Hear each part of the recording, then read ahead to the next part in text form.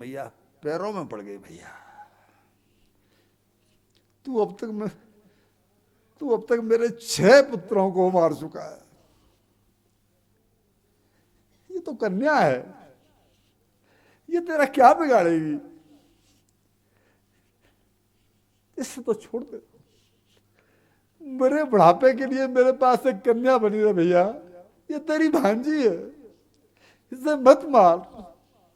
लेकिन दुष्ट न छोड़ा, दुष्ट ही चाहे कोटक मिल जाए संत।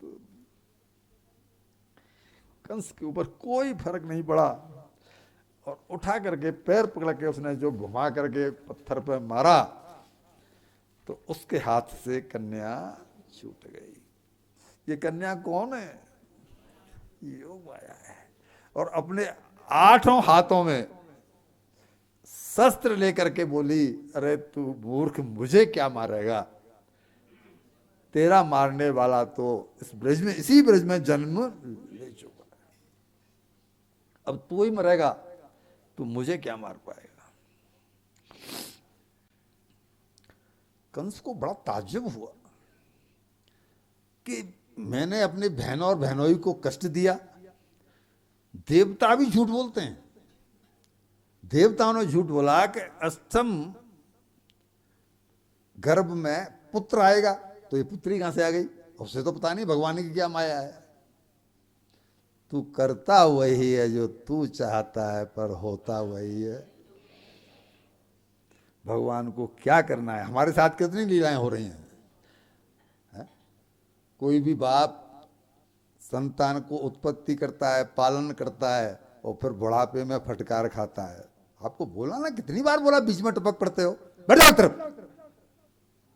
क्या इसके लिए किया था? भगवान ही जानता है कि वो क्या लीला किसके साथ क्या करना चाहता है। इसको बड़ा ताज्जुब हुआ। यहां तो वेदांत का उपदेश दिया है कंस ने अपने बहन भौनई को कि ये तो जी आत्मा है और ये तो भगवान की लीला है जी, और मैंने आपको कष्ट दिया, उसमें आपका तो कोई दोष था नहीं, और आकाशवाणी ने ऐसा करवा दिया, वैसा करवा दिया। और इसने एक बार को फिर वसुदेव और कंस जी को छोड़ दिया। रात को इनकी पार्टी हुई और पार्टी में जो चमचे थे, वो चमचे ने, ये तो बड़ा चूंकि वेदांत का उपदेश दिया तो इसके दिमाग में बात आ गई कि इनका तो कोई दोष ही नहीं है। लेकिन चमचों ने रात में इसको फिर 2 दिन देकर झाड़ पर चढ़ा दिया। अरे तो आप तो ये हैं, आप तो ये हैं, आप तो ये हैं। कंस भैया आगे बढ़ो, हम तुम्हारे।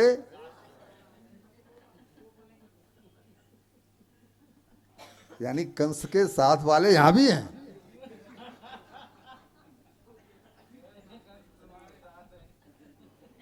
मैं नहीं कह रहा हूं साहब, ये तो इन्होंने ही कहा ना कि हम तुम्हारे। मैं तो यहीं तो रुक गया था। ये नहीं छोड़ते साहब।